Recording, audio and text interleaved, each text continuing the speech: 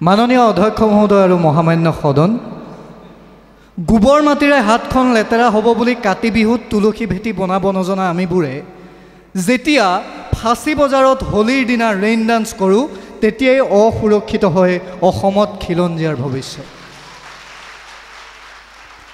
দামোদৰদেৱ, শংকৰদেৱ, বদলাতা, মহাপুৰুষ মাধৱদেৱক চিনি নোপোৱা আমিবোৰে বৰফেৰ মাৰি চুৰিয়া পিন্ধিব নাজানি 14টামান পকেট থকা এটা জিন্স পেণ্ট পিন্ধি যেতিয়া ভাওনাৰ আখৰা কৰিবলৈ যাওঁ তেতিয়াই অসুৰক্ষিত হয় অসমত খিলঞ্জীয়াৰ ভৱিষ্যত। মাননীয় অধ্যক্ষ মহোদয়, প্ৰতিমাহে মোৰ মায়ে যেতিয়া অৰুণোদয়ৰ 1200 টকা পাই নিজকে জনৈক আম্বানীৰ পত্নী বুলি ধৰি লৈ বুকুখন ফুলাই দিয়ে তেতিয়াই মাননীয় অধ্যক্ষ মহোদয় অসুৰক্ষিত হয় অসমত খিলঞ্জীয়াৰ ভৱিষ্যত।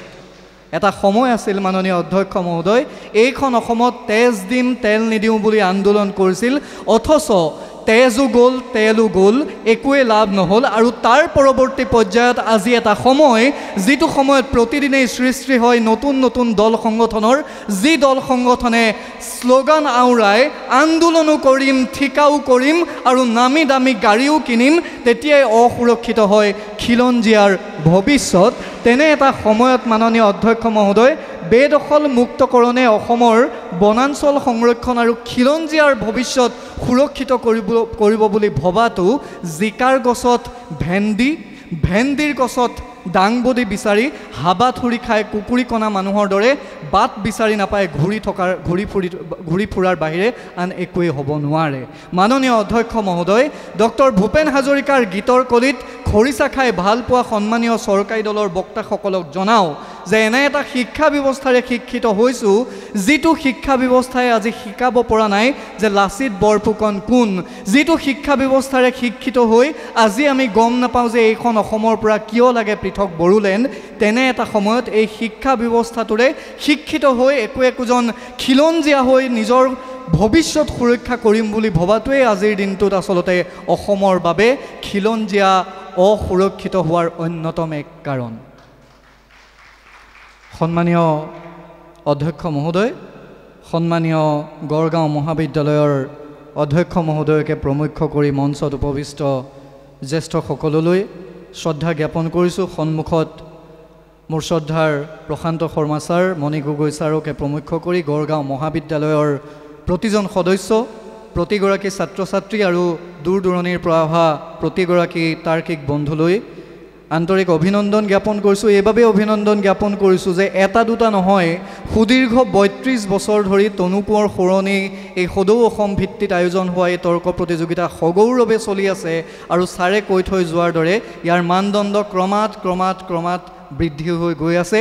তাৰ সেই মাজৰে এজন তাৰ্কিক ময়ো আছিলোঁ। আজি আপোনালোকেও তৰ্ক কৰিবলৈ আহিছে, কিন্তু সদায় মই কওঁ, আজিও মই সেয়াই কৈ আৰম্ভ কৰিছোঁ যে গড়গাঁও মহাবিদ্যালয়ত অনুষ্ঠিত হোৱা তনু কোঁৱৰ সোঁৱৰণি সদৌ অসম তৰ্ক প্ৰতিযোগিতাৰ দৰ্শক আৰু ইয়াৰ আয়োজক মণ্ডলী উজনি অসমৰ যিকেইখন বা সমগ্ৰ ৰাজ্যখনৰ ভিতৰতে যিকেইখন তৰ্ক প্ৰতিযোগিতা চলি আছে তাৰ ভিতৰত শ্ৰেষ্ঠ দৰ্শক আৰু শ্ৰেষ্ঠ আয়োজক।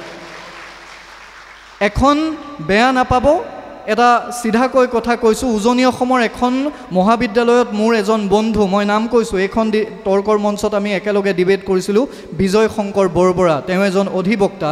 তেওঁ সিদিনা মোক অতি দুখেৰে কৈছে যে এখন মহাবিদ্যালয় এখন সদৌ অসম ভিত্তিত তৰ্ক প্ৰতিযোগিতা আয়োজন কৰিছে, তাত মাত্ৰ 3জন মহাবিদ্যালয় পৰিয়ালৰ অধ্যাপক অধ্যাপিকা উপস্থিত আছে, বাকী প্ৰতিযোগীসকল আছে আৰু অডিয়েঞ্চৰ নামত মাত্ৰ 3গৰাকী ছোৱালী, 3গৰাকী ছাত্ৰী। গতিকে এনেকুৱা কিছু পটভূমিৰ বিপৰীতে আজি যে শেষ মুহূৰ্তলৈকে তনু কোঁৱৰ সোঁৱৰণি সদৌ অসম প্ৰতিযোগিতাখনৰ সেই শেষৰ বেঞ্চত, শেষৰ চকীত বহি থকা ছাত্ৰ ছাত্ৰী কেইগৰাকীয়েও যে শুনি থাকে, এই পৰিৱেশটো ভাল লগা। আৰু এনে এটা পৰিৱেশৰ মাজতেই 2009 বৰ্ষত সেই শ্ৰেষ্ঠ দলৰ সন্মানটো স্বাৰিং শ্বহীদ মণিৰাম দেৱান মহাবিদ্যালয়ক প্ৰতিনিধিত্ব কৰি লাভ কৰিছিলোঁ। আৰু 2012 বৰ্ষত সেই বছৰ মই দ্বিতীয় শ্ৰেষ্ঠ তাৰ্কিক আছিলোঁ আৰু 2012 বৰ্ষত পুনৰ দ্বিতীয় শ্ৰেষ্ঠ তাৰ্কিক আছিলোঁ আৰু তাত এটা শব্দৰ বাবে মই শ্ৰেষ্ঠ তাৰ্কিকৰ বঁটাটো হেৰুৱাইছিলোঁ। সেইটো মোৰ আজিও মনত আছে। অজয় গগৈ ছাৰ জাজ আছিল। মই কৈছিলোঁ যে ভাৰতীয় টকাৰ পৰিৱৰ্তে আমেৰিকাৰ ডলাৰৰ মান গৈ এতিয়া প্ৰায় দেশৰ প্ৰধানমন্ত্ৰীৰ বয়সৰ সমান হৈছেগৈ। আৰু ছাৰে মোক কৈছিল যে কেতিয়াও কোনো ব্যক্তি বিশেষে কটাক্ষ কেতিয়াও তৰ্ক প্ৰতিযোগিতাত নহয়। আজি কিন্তু এগৰাকী প্ৰতিযোগীয়ে এখন অন্যতম শ্ৰেষ্ঠ শিক্ষানুষ্ঠানৰ এগৰাকী প্ৰতিযোগীয়ে আহি আজি পোনে আহি মুখ্যমন্ত্ৰীৰ পত্নীগৰাকীক নাম লৈ ইয়াত আক্ৰমণ কৰা দেখা পোৱা গ'ল। ই কিন্তু তৰ্ক কলাৰ বাবে এটা বিপদজনক বিষয় আৰু এই বিষয়বোৰ হ'ব নালাগে। দ্বিতীয় কথা হৈছে ইতিমধ্যে প্ৰশান্ত শৰ্মা ছাৰে মোলৈ কেইবাটাও বিষয় কৈ থৈ গ'ল।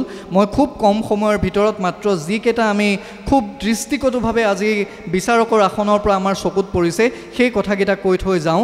আজি মই এটা বগা চাৰ্ট পিন্ধি আহিছোঁ, আজি মই এটা ফুল চাৰ্ট পিন্ধি আহিছোঁ, বা আজি মই খুব সাজ পোছাকযোৰ শালীনতাৰে পিন্ধি আহিছোঁ এইবাবেই কাৰণ এইখন এখন তৰ্ক প্ৰতিযোগিতা। যেতিয়া মই মোৰ লগৰ ল'ৰা এটাক কোনোবাই মাৰপিট কৰিলে সেই ল'ৰাটোক বচাবলৈ গৈ যেতিয়া মই মাৰপিট কৰিবলৈ যাম তেতিয়া হয়তো মই এনেকৈ নাযাম। তেতিয়া মই মাৰপিট কৰিবলৈ গ'লে বুকুলৈকে বুটামটো খুলি অকণমান হাত কুচাই এনেধৰণে অলপ আক্ৰমণাত্মক ভংগীৰে মই তেওঁক প্ৰতি আক্ৰমণ কৰিবলৈ যাম। আজি মই এগৰাকী প্ৰতিযোগী দেখিলোঁ যে বুকুলৈকে বুটাম ফালি লৈ দাড়িৰে ভুবুৰা হৈ এনেধৰণে কিন্তু তৰ্ক প্ৰতিযোগিতাৰ যদি আপুনি সাজ পোছাক ভাবিছে কৰি আহিম বুলি, আমি কিন্তু সেই বস্তুটো বৰ এটা ভাল লগা নাই। দ্বিতীয় কথা হৈছে যে হাস্যৰসৰে ব্যৱহাৰ কৰা এগৰাকী প্ৰতিযোগী আজি বহু দিনৰ মূৰত দেখিলোঁ, আৰু সেই প্ৰতিযোগীগৰাকী কোন আপোনালোকে নিজেও গম পাইছে, তেওঁ গম পাইছে, আৰু সেই প্ৰতিযোগীয়ে হয়তো আজি পুৰস্কাৰ পাবলৈ সক্ষম হৈছে নে নাই হোৱা মই নাজানো, আৰু কিছু মুহূৰ্তৰ পিছতেই সেই সুখকৰ মুহূৰ্ত আহি আছে। কিন্তু হাস্যৰসৰ জৰিয়তে যে তৰ্ক কৰিব পাৰি, অডিয়েন্সক যে ধৰি ৰাখিব পাৰি, দৰ্শকক যে ধৰি ৰাখিব পাৰি, কাৰণ 40জন প্ৰতিযোগী য'ত আজি উত্তৰ পূব ভিত্তিত আয়োজন কৰা ডিবেট এখনত কেতিয়াবা হয়গৈ 13ৰ পৰা 14জন প্ৰতিযোগী, আজি কিন্তু তনু কোঁৱৰ সোঁৱৰণী এই সদৌ অসম ভিত্তিত আয়োজিত হোৱা 32 সংখ্যক এই প্ৰতিযোগিতাখনত 40জন প্ৰতিযোগী ইমান সহজ নহয়। আৰু সেই প্ৰতিযোগীসকলে আজি কোনেও ইয়াত থাকি জাজক এড্ৰেছ কৰা নাই, আজি কোনেও ইয়াত থাকি মাই ডিয়াৰ ফ্ৰেণ্ডছ বুলি কোৱা নাই। এই যিটো টেকনিকেলি চাউণ্ড বা এই টেকনিকেলি শুদ্ধ ৰূপত তেওঁলোকে যে তৰ্ক কলাক উপস্থাপন কৰিছে, ইয়াতকৈ আৰু ভাল লগা পৰিৱেশ কি হ'ব পাৰে। আমিতো বিচাৰোঁ ফুটবল যেনেধৰণে ঐচ্ছিক বিষয় শিক্ষা ব্যৱস্থাত হ'ব পাৰে, এটা দিনত যদি তৰ্ক কলা বা কুইজো ঐচ্ছিক বিষয় হিচাপে হ'ব পাৰে, তাতকৈ আমাৰ দৰে তৰ্ক কলাৰ ছাত্ৰ হিচাপে আমি যিহেতু শিকি আছোঁ, ইয়াতকৈ আৰু ভাল লগা বিষয় কি হ'ব পাৰে। বিষয়টো আজি আছিল যে বেদখল মুক্তকৰণে অসমৰ বনাঞ্চল সংৰক্ষণ আৰু খিলঞ্জীয়াৰ ভৱিষ্যত সুৰক্ষিত কৰিব। কিন্তু আমি দেখা পোৱা গ'ল যে য'ত আজি বিৰোধীয়ে প্ৰথম পাৰ্টটো নোচোৱাকৈয়ে খিলঞ্জীয়াৰ ভৱিষ্যত, খিলঞ্জীয়া মানেনো কি, খিলঞ্জীয়াৰ আজিলৈকে সংজ্ঞাটো নিৰ্ধাৰণ হ'ল নে নহ'ল, খিলঞ্জীয়া মানেনো কোনে, ৰাষ্ট্ৰসংঘই কি সংজ্ঞা এতিয়ালৈকে দিছে, আমি সেয়া গ্ৰহণ কৰিছোঁ নে নাই, প্ৰয়াত প্ৰণৱ গগৈ বিধানসভাৰ অধ্যক্ষগৰাকীয়েনো খিলঞ্জীয়াক লৈ কি সংজ্ঞা দিছিল, এই কথাবোৰ কিন্তু কোনো এগৰাকী বা দুগৰাকীয়ে চুই যোৱাৰ বাহিৰে তাতেই তৰ্কটো কৰিব পাৰিলেহেঁতেন যে খিলঞ্জীয়া মানে অসমৰ খিলঞ্জীয়াৰ বৰ্তমান অৱস্থাটো কি, অৰ্থ সামাজিক অৱস্থাটো কি, শৈক্ষিক অৱস্থাটো কি, সাংস্কৃতিক অৱস্থাটো কি, যিটো সাংস্কৃতিক অৱস্থাত থাকি এগৰাকী মাতৃয়ে পূৰ্বতে আমাক খুৱাইছিল যে আমাৰে মইনা শুবই, এতিয়া হৈছে কি অৰ্ধনগ্ন হৈ একাংশ মাতৃয়ে ৰিলছ বনাই নিজৰ কেঁচুৱাক খুৱাবলৈ পাহৰি গৈছে। এনেকুৱা এটা অৱস্থাত আমি আছোঁ। ইনষ্টাগ্ৰাম মেলিব নোৱাৰা এটা অৱস্থা, ফেচবুক কাষৰজনৰ আগত খুলিব নোৱাৰা এটা অৱস্থা, এনেধৰণৰ সমস্যাবোৰো কিন্তু আজি এই বিষয়টোৰ অন্যতম এটা অংগ হ'ব পাৰিলেহেঁতেন। একেবাৰে শেষত কওঁ, শুনিবলৈ খুব হাঁহি উঠা কথা, আজি একাংশ প্ৰতিযোগীয়ে মই দেখিলোঁ যে প্ৰথমতে আহিয়েই এইটো ইমানেই এডজাষ্ট কৰিছে এই মাইক্ৰফোনটো যে আমি তাতেই বিষয়টো ভাল লগা নাই।